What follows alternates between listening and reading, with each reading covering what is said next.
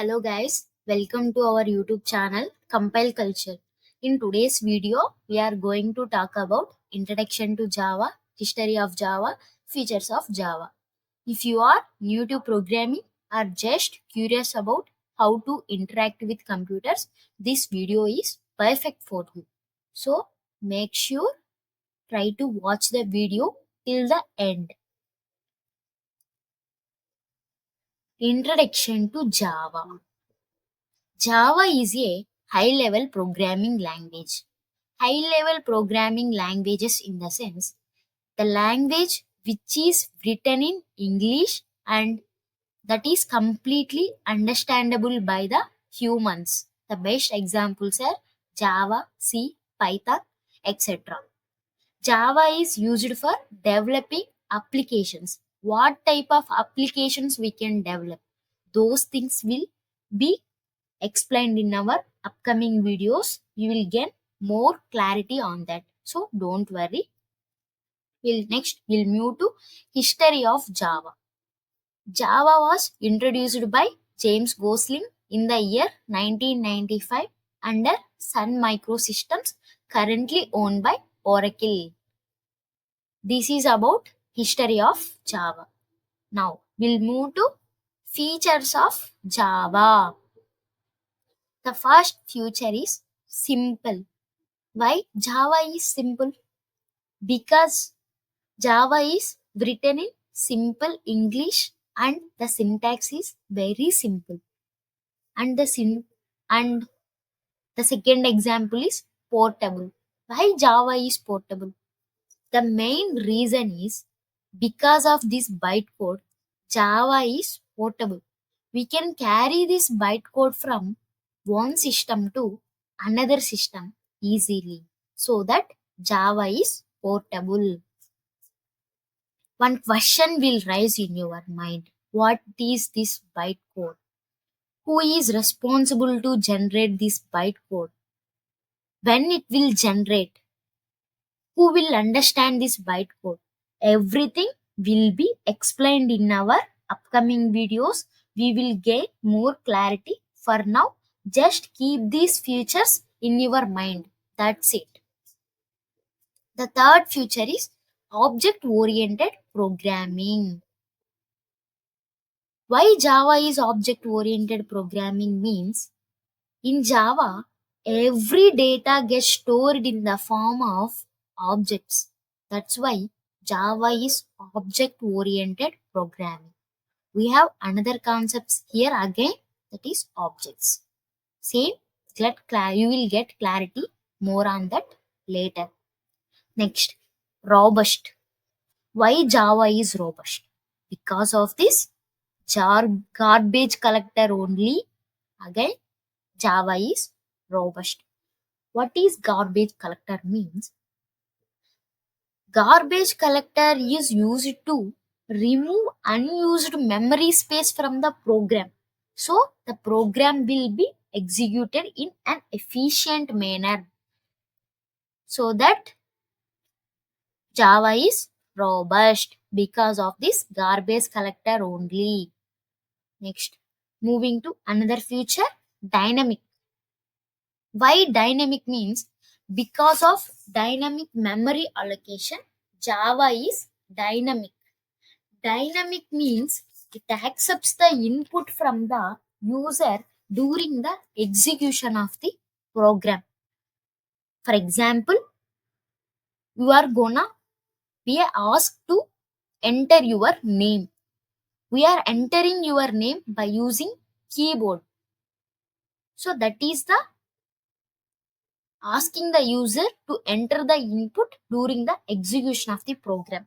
That is the best example we can say. And moving to another feature, secure. Java is secure. Why? The main reason is bytecode only. Because of this bytecode only, Java is more secure. This bytecode will be there. No, that bytecode can only understandable by the JVM. No one can understand this bytecode. So that Java is more secure. Next, multi-threaded. Multi-threaded also, again, big concept. Just here I am explaining the definition. We can divide a programming into multiple threads, and we can run all the threads simultaneously. That is the definition.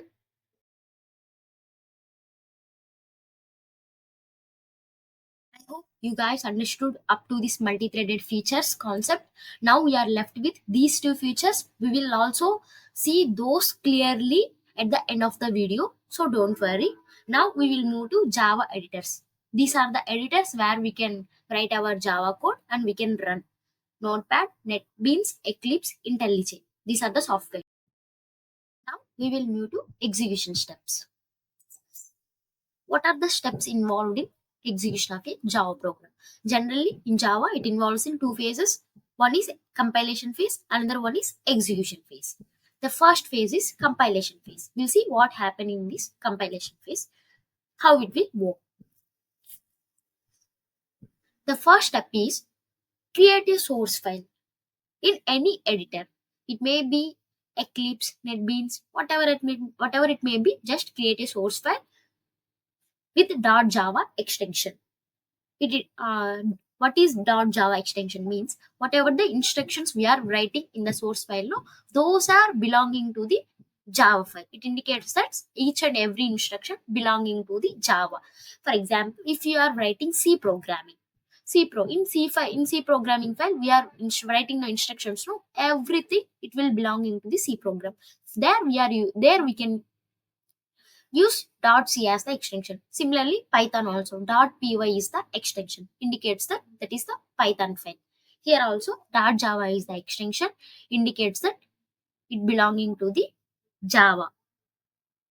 Now, source file contains Java code, which is completely written in high level language. Now, it is the time to call compiler. Now, this is the command to interact with compiler. Javac space filename dot java. Whatever the file name we are giving for the source file, no, place that file name here. Then .java is the extension. Now, by using this command, now we are calling compiler. Now, what will compiler do and what is the role of this compiler? Now, compiler accepts the source file as input, which is written in high level language. Now, it provides the output as .class file. That is class file it provides. Now, what is the role? Mainly, after taking the source file as an input, compiler checks for the syntactical mistakes. If there are any syntactical mistakes, then compiler will revert back to the user with an error, which is also known as compile time error. If another case, if there is no such syntactical mistakes, compiler generates class file as an output. We can call this class file also known as jar file or Java archives we can call. Now, what this class file contains? Now, this class file contains bytecode, or we can call it as intermediate code. This bytecode will there, no one can understand this bytecode. Only JVM can understand this bytecode. We'll see whenever we are doing practical, no, that time we'll see how the bytecode look like, who will understand this bytecode. Everything we can see later. Don't worry. Now, as of now, just remember class file contains bytecode that is generated by the compiler. Now, we are done with compilation phase, and this is the compiler phase. Who is responsible to? Now, we'll get one doubt here. Who is responsible to take this class name? Compiler is responsible to take class name. Then the file will get saved with .class extension. Now we are done with compilation phase. Now we are moving to execution phase. In execution phase, interpreter plays key role.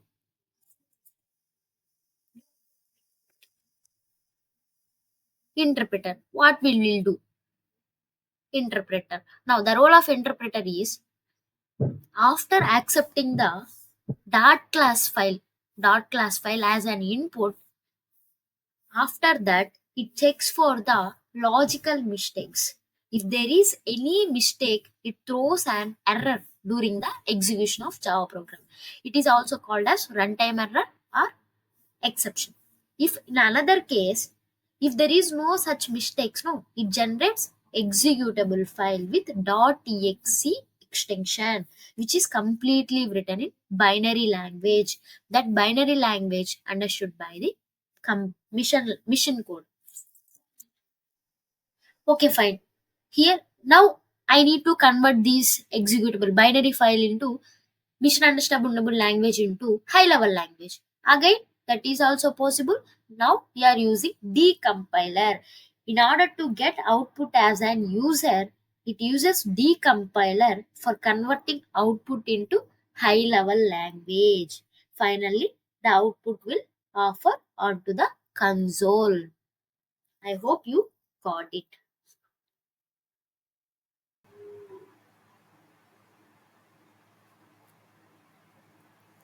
I hope you found this video very helpful and learned something new.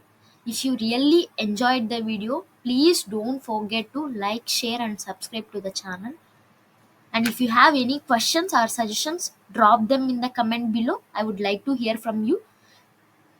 Thanks for the watching and see you in the next video.